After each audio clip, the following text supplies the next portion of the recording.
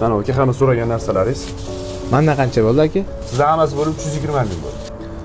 Aka, yonimda 150 ming bor ekan. O'zi yo'lda qolib ketgan edim. 170 mingni hali kechga ishlab tashlab ketsam bo'ladimi? Aka, noto'g'ri uchun men faqat qarzga bera olmayman-da. Aka, birovni haqqidan qo'rqaman.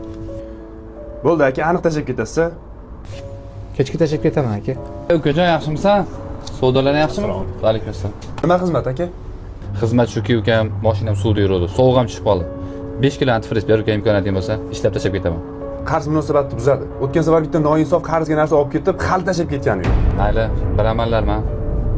Qatga dastlabki qilish kerak aka? Bismillahirrohmanirrohim. Ukam aytgan do'kon shu bo'lsa kerak. Assalomu alaykum, xormaylar. Keling, assalomu alaykum. Bundan 3 kun avval Qorachidan kelgan, bo'ylari pastgina bir inson sizdan qarz bo'lib ketgan ekan. O'sha pulni olib kelgani keldim.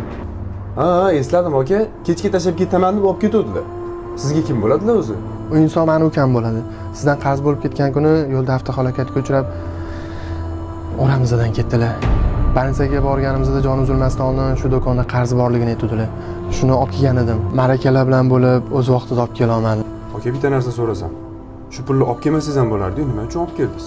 Qarz qiyomatga qolmasin dedim-da. Sizga o'xshagan halol insonlar ko'paysin aka. Halol odam doimo qarzini uzadi va o'z so'zida turadi.